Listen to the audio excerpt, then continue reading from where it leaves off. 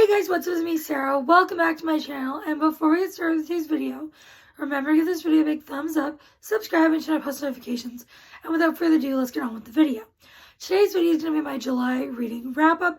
I read 12 books in the month of July, and that is the most books I've read in a month this year so far. So very good, and I'm very happy about that. But let's just get into the books that I read.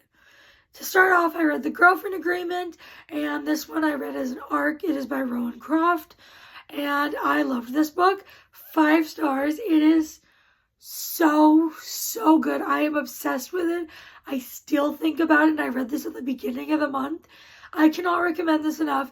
This is an adult contemporary romance. He is a playboy, but he on the inside is a cinnamon roll. And it is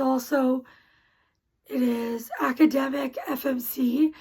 It is fake dating because they both have reasons they need to fake date.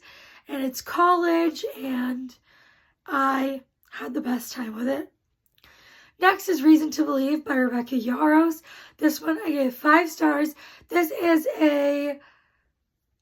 I'm unsure. It's not single parent. It's not co-parents. It's kind of like these two characters, they foster 2 kids. She is a preschool teacher, and it is one of her students, and it is also her brother's best friend, and they are faking to be together. They get fake married to foster these kids. And then the next book I read was Live, Ranch, Love by Emma Lucy.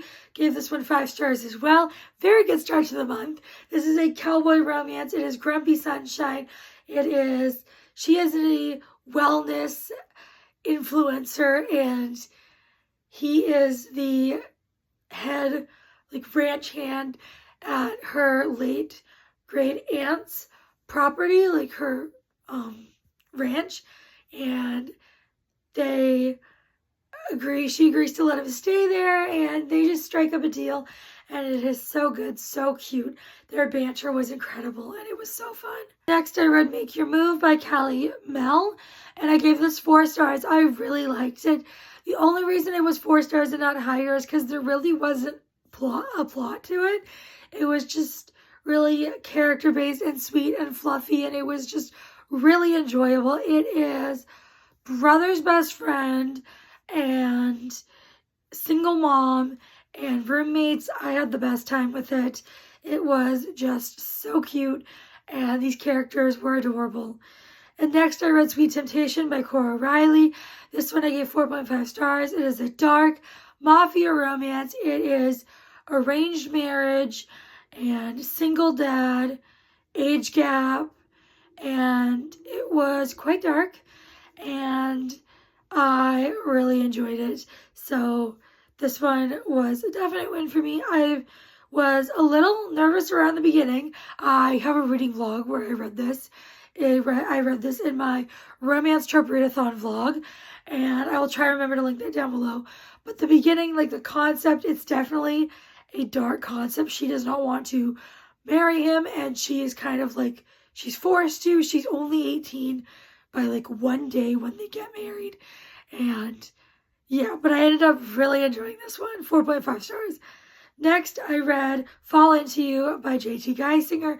I gave this one 5 stars. I loved this book. It is a dark romance.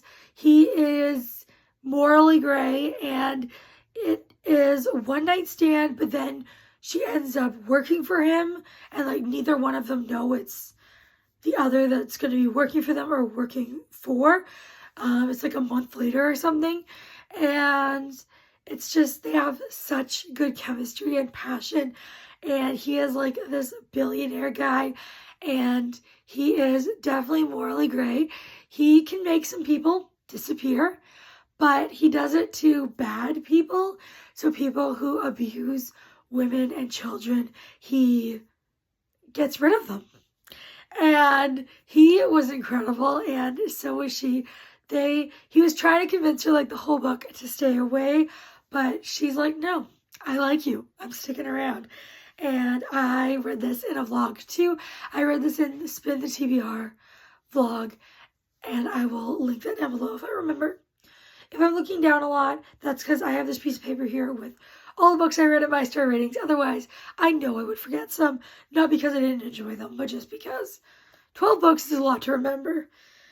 Next, I read this Raging Sea by D. Elizabeth. This was an arc. I gave it 4 stars.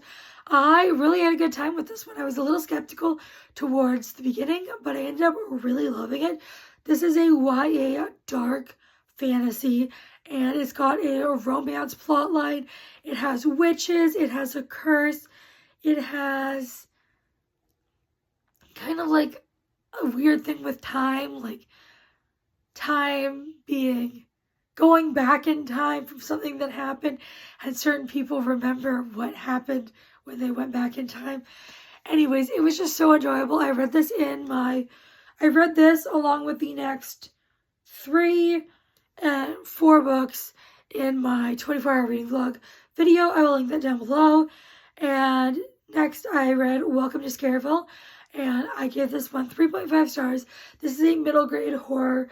I really enjoyed it. It was only like 100 pages, just over. So I had a good time. I just wanted more from it. I wanted the ending, the climax, the suspenseful, and like, not suspenseful, but like the action-packed, the moment when it all came down to that moment. I wanted more. I wanted it to be longer. And so I gave it 3.5. I did really enjoy it though, and I definitely recommend it.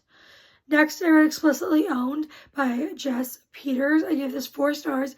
I had such a fun time with this one.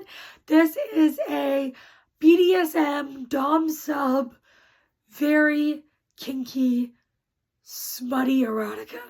It was so good though, and I just loved it. He ends up purchasing her for the weekend at an auction, and like at a submissive auction where there's submissives and the doms can bid on them. And then she's only doing it because she needs the money for her sister's surgery, and she has never done anything like this. And so he ends up going, like, being understanding with her, and it's just so amazing. I love this one. So many ups and downs though. There were so many natural endings that I think that lowered my rating, but I did really enjoy it. And then I read Mind to Have by Natasha Madison. I gave this 3.5 stars. This one I started in that 24-hour reading vlog, but then I finished it off camera, and I did enjoy this one. It was very kind of just silly, goofy. It wasn't to be taken seriously. They dated in the past, and they were like, you know, the true love, one true love of each other's lives. And then he ended up breaking things off with her, and then he's 4 years later getting married. She is invited to his wedding, and that's where they reconnect. Obviously, that wedding does not happen.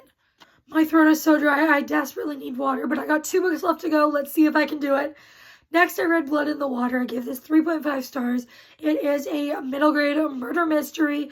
At first, I wasn't loving it, but as it picked up, I really got into it, and I really did have a good time with this one. It was just a little too middle grade-y, and there was just something about it that made me give it a 3.5 and not higher, but I still had a fun time, and I would recommend it. And then I read Forbidden King by Laura Pavlov. This is book 3 in the Magnolia Falls series. Gave it 5 stars. Loved this book. It was so good. It's my favorite in the series so far. I cannot recommend this book enough in the series. This one is Brother's Best Friend, and it's also small town, and I had the best time. These two were so good together, and yeah, I just really love this book. These two are everything. Definitely go pick up this series. I do recommend starting with book 1. You don't have to, they're interconnected standalones, but I loved book 1, and I really enjoyed book 2. So, and then book 3, so freaking good. you need to go and read this series. And that is going to be it for this video. Those are the books I read in the month of July. Let me know if you've read any of these and what you thought of them. And also let me know one book that you read in July and what you rated it. And if you don't feel like commenting any of that, you can leave me what emoji should we do? How about the crystal ball emoji? No idea why, but the crystal ball emoji. And before you guys go, make sure to give this video a big thumbs up, subscribe, and turn on post notifications. I'll see you all next time. Bye, everyone.